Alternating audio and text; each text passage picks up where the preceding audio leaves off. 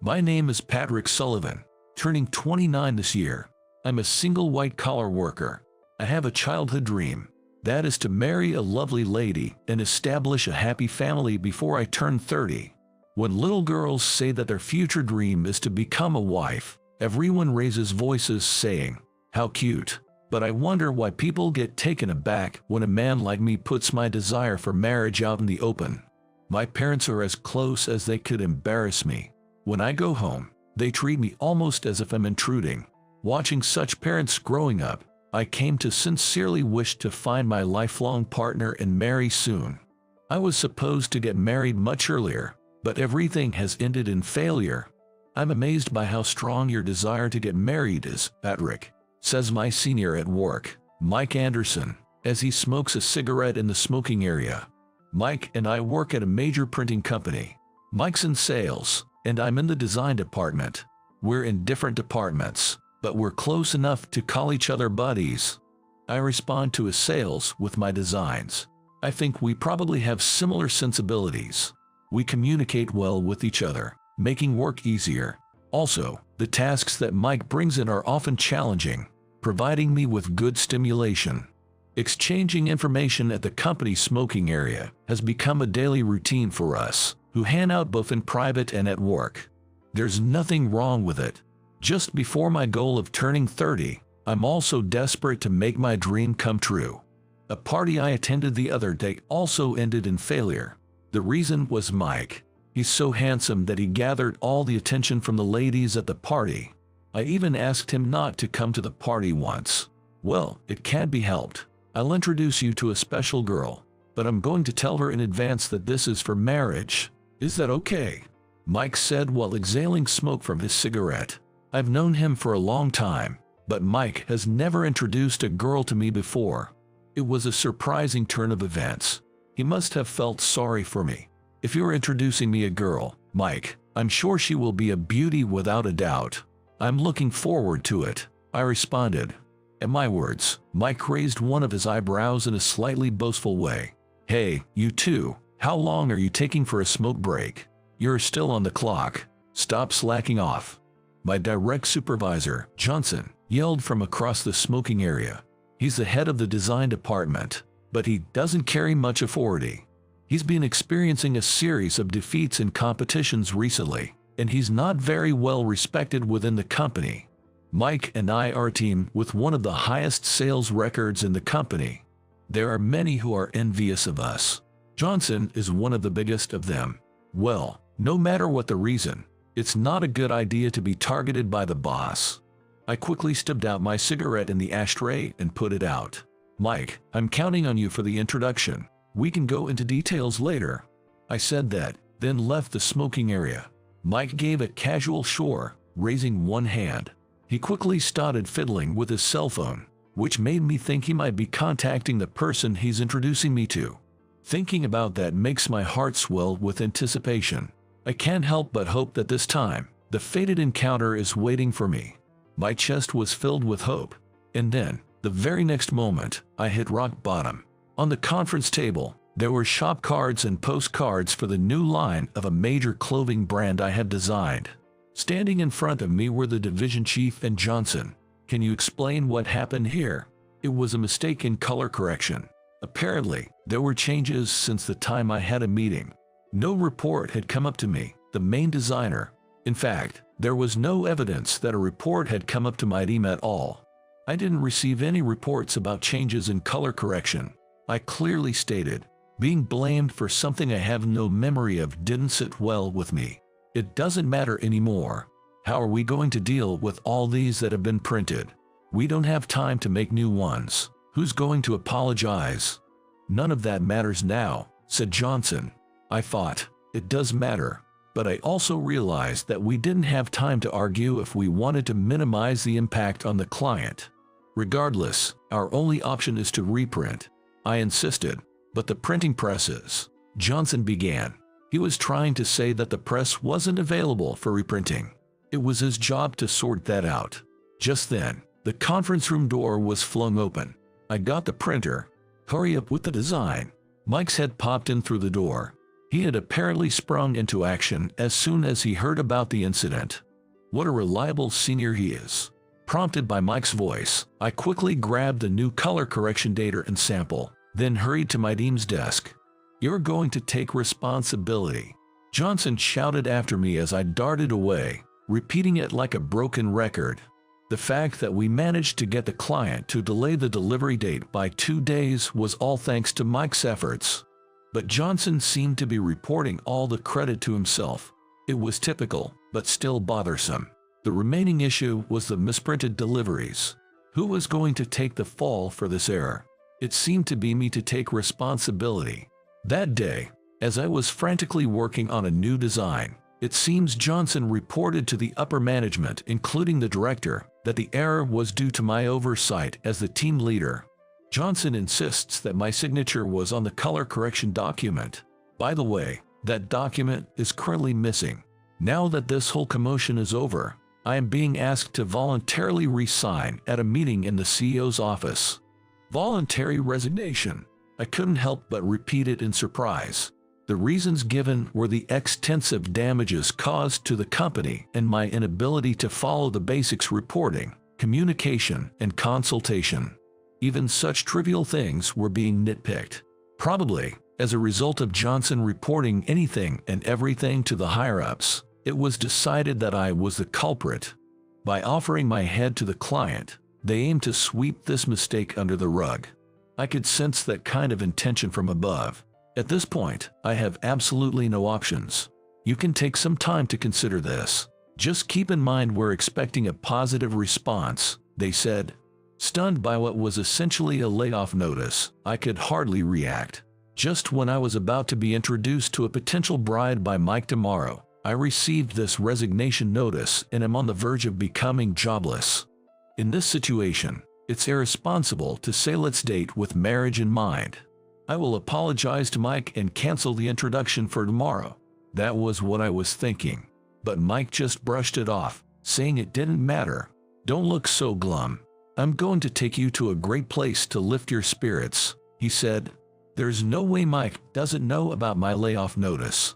Before I could refuse, Mike was grinning like a mischievous boy, arm over my shoulder. He practically dragged me to a certain location. It was a world I'd never stepped foot into. A night pool at a certain hotel. It's a popular place and requires reservations. Of course, no one under 18 is allowed. The lighting and music create a different atmosphere than during the day. Today, there's a DJ, so it's more upbeat rather than moody. There's alcohol, so it seems like the perfect place to forget my troubles. I've never been to a place like this before. I was overwhelmed by the sight unfolding before my eyes. Girls in revealing swimsuits were happily walking past. Just watching them was a feast for the eyes. I know you've got a lot on your plate, but just try to enjoy tonight. You can worry about everything else tomorrow. I figured that was his way of offering comfort. I'll think about tomorrow when it comes. I decided to enjoy the time being. Mike quickly disappeared somewhere, having been called over by a girl. The popular guys always have it good, wherever they are. I couldn't muster up the courage to approach any of the girls, let alone be approached by any of them. It was such a waste to just space out by the poolside. I decided to make the most out of the pool itself. I resolved to just swim. I love swimming, and being underwater was soothing. The strange sensation of swimming while listening to music and the sounds of excitement was oddly calming. At that moment, something colorful floated slowly towards me, stopping right before my nose. Picking it up with my fingers, I examined the object that had barely brushed my nose. It was a bikini top, and the moment I realized it, I felt as if my face was on fire. If it was here, that meant its owner was. I started looking around frantically, thinking she must be embarrassed. Then, a woman, only her head visible above the water, came up to me, her face flushed with embarrassment. That's mine. She hesitated, pointing at the bikini top I held in my hand. Oh, sorry, it just floated over. I hurriedly handed her the bikini top. Will you take responsibility for what you've seen? She asked shyly, requesting I shield her back from view while she put her bikini top back on. Without a second thought, I hid her from view. My friend pushed me so hard on the water slide, I went flying. I was so scared. After putting her bikini top back on, she laughed at the memory. Her radiant smile was incredibly charming. "Mary, did you find it?" A voice, probably her friend's, called out to her from a distance. The woman called Mary answered, "I found it," in a voice that carried over the music. "Thanks, you saved me. You're quite the gentleman." She poked me in the forehead with a slender finger. Startled, I froze in place, and she chuckled softly. "See you," she said, leaving me frozen in place as she swam off towards her friends. I blankly watched her slender, white back as she swam away. "Oh, you've already met. That's her." "Oh, Mike, what do you mean?" Mike, who was squatting by the poolside with a cocktail in one hand, was even cool from a guy's perspective. "I was going to introduce you to her. Her name is Mary Newson." He told me that she was his childhood friend. They were from the same hometown, and she was like a little sister to him. She's also very interested in getting married, just like you. You're the same age, so I thought you'd get along. It's better to have someone with similar values, right? Hearing that she was the one I was supposed to meet tomorrow, feelings of happiness and disappointment welled up inside me at the same time. I am a man about to be unemployed. I was certainly not in a situation suitable for marriage. She too has a strong desire to get married. There's no way she would consider me, a guy who's not suited for marriage. I think the best option would have been to turn down Mike right here and now. But I wanted to see her just one more time.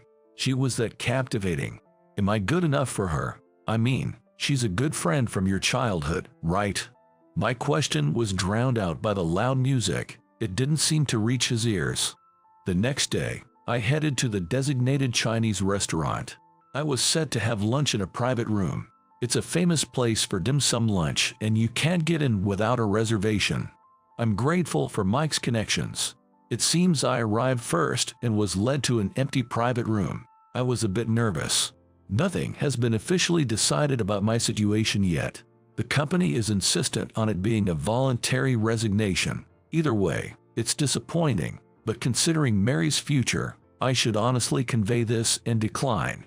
That's what I had decided in my heart. Your companion has arrived. I was told this quietly, and I straightened my back. My nervousness peaked. The woman who entered, making the sound of heels, was someone I had never seen before. She gave a small nod to the waiter and sat down on the chair. Watching her flowing movement, I felt she was used to being served. I was introduced by Mike. "My name is Mary Newson." She said this and smiled at me. She seemed like a woman with some kind of shadow, and her age was unclear. She seemed young, but also looked older than me. After finishing the drink order and the waiter left the private room, I raised my voice. "Excuse me, you aren't really Mary Newson, are you?" Then the woman who had been smiling gracefully until a moment ago clicked her tongue. "Well, it's obvious. We met last night. Even though it was dark, Mary and I are as different as night and day," she said in a defiant manner, and introduced herself as Jennifer Smith. She claimed to be an old friend from the same hometown as Mike and Mary. It seems that it was her who had called out to Mary last night. Today, she said she had come as a stand-in at Mary's request. She didn't really want to be introduced. "Okay, whether you're Mary or not, there's something I have to say." I talked about my imminent voluntary resignation and bowed my head, asking her to pretend this introduction never happened. Jennifer pulled out a portable vaporizer from her bag and slowly exhaled the smoke. "But that's not what I'm here to talk about." Ignoring my desperate explanations, Jennifer asked for my help. She wanted to talk about two people, Mike and Mary. These two had always been close, but not too close. More than friends but not quite lovers, as they say. The reason their relationship wasn't moving forward was because of Mike. When we all went to the summer fair together, Mike's mother disappeared. Mike has been waiting for her ever since. Apparently, this incident traumatized him, and he's had a hard time trusting women since then. Sure enough, Mike, despite being quite popular, never seemed to stick with one woman. He welcomed all who came and never chased after those who left. That was the nature of Mike's relationships with women. "I want you to help them get together," said Jennifer, looking straight into my eyes. Seeing my hesitation, she slid a business card across the table. The name of the company that had caused a problem the other day was on the card. Her title was Group Owner. I looked at the card and were in shock. If you help me, we can pretend your mistake never happened. I extended my right hand at this enticing offer. Understood. Leave it to me. We shook hands, confirming our alliance. I got a full briefing of Jennifer's plan and decided to put it into action right away. Jennifer contacted Mary first. She told Mary, with a hint of panic, everything's been exposed. She then convincingly portrayed me as furious and uncontrollable. Sorry, I'll be right there, I heard from the other end. I called up Mike and gave him a piece of my mind. With a level of assertiveness you wouldn't usually expect from me, I told him how disrespectful it was to use a stand-in. Mike agreed to come right away and the call ended. They seem complicated, but they are actually simple and honest. Jennifer remarked. Before the pair arrived, we hurriedly finished up our dim sum. We didn't want to waste our food. We both laughed as we burned our tongues on the hot dumplings. There was something oddly comfortable about the whole situation. Your guests have arrived, a waiter announced as the peach buns and mango pudding were being served. Jennifer clicked her tongue in front of the enticing desserts. She must have been really looking forward to them. Wiping her mouth with a napkin, Jennifer gave a mischievous grin and said, "All right, let's start." "Jennifer, are you okay?" Mike burst into the private room. Looking at his face, Jennifer brought on the waterworks in less than 5 seconds. I was left dumbstruck by her Oscar-worthy performance. Mary doesn't want to be set up, but it's out now. He said it in such an incredibly angry manner. Crying, Jennifer implored Mike. Behind Mike, Mary stood frozen, her hand over her mouth in surprise. Enough with the mockery, using a stand-in. If you didn't want the introduction, why'd you accept it in the first place? You just wanted to laugh at my strong desire to marry, didn't you? With all the acting skills I could muster, I shouted at Mary, who was standing frozen behind Mike.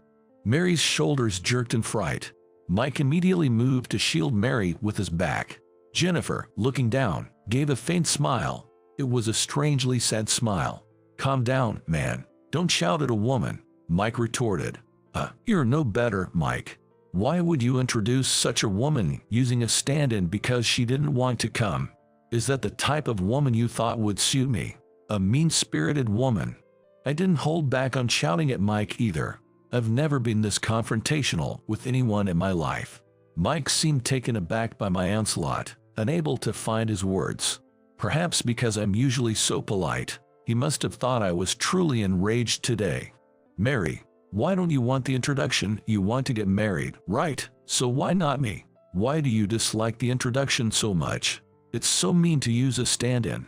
I tried to appeal to Mary, who was looking at me in fear from behind Mike. Her expression began to distort as if she was about to start crying. In the next moment, she bowed so deeply her forehead almost touched her knees. "I'm sorry. I thought that if I agreed to the introduction, Mike would stop it. I only pretended to be desperate for marriage in front of him. I didn't mean to hurt you." Tears spilled from Mary's eyes. "If you're in love with someone, please don't agree to any introductions. It's a nuisance." The moment I took a step towards Mary, Mike grabbed my collar. "Don't keep saying terrible things to Mary. I'm the one who brought up the introduction, not her. She did nothing wrong." I had to stand on tiptoes as tall Mike grabbed my collar. When I glanced at Jennifer, begging for help, she clenched her fist and silently mouthed, "Good luck." I wish she wouldn't make impossible demands. Just when I thought I might pass out from the strain, it was Mary who came to my rescue. "Mike, stop it. It's my fault. I should have refused the introduction when it came up. I thought you were testing me, so I went along with the introduction, intending to cause you trouble." Upon hearing Mary's confession, Mike let go of my collar. I fell back on my butt. "This is a big inconvenience to me, being used as a pawn. Mike, it's about time you gave in." The one who spoke to the bewildered Mike was Jennifer. It's a real nuisance to everyone that those two, obviously in love with each other, keep missing each other. Moreover, they're both so attractive. The fallout is extensive. Spurred by Jennifer's words, Mike reached out and held Mary's hand. Then, in a soft voice, he said, "Is it really okay if it's me?" It was a more juvenile voice than I'd ever heard from the Mike I knew. Mary, with a tearful smile, gently embraced Mike, saying, "Of course it is." It felt like Mike's clock had started ticking again from that summer festival night. "Now, please, go home, you two. We're going to eat some peach dumplings and mango pudding." Jennifer, who had burst into tears just 5 seconds ago, was already sitting back comfortably in her chair, smoking a hookah and crossing her legs. Seeing her like this, Mike quickly realized that this was all an act. Mary seemed to be savoring the happiness of confirming her mutual feelings with Mike, completely oblivious to the farce. "Patrick, sorry for all the trouble." "Thank you," Mike said over his shoulder, hugging Mary as they were about to leave the room. I waved a large hand, sending a silent best of luck as I saw them off. Once they were out of sight, I suddenly felt all the exhaustion flooding over me. "Jennifer, you had it pretty easy," I said with a side glance at Jennifer, who was enjoying her peach dumplings. "Don't be ridiculous. I lost something valuable. I'm the real victim here," Jennifer said with a straight face. Even I, oblivious as I am, could tell that she must have had feelings for Mike. "So, if you feel like consoling me, give me that mango pudding." "No way. I'm exhausted and I need something sweet too." So there we were, two heartbroken individuals, fighting over dessert.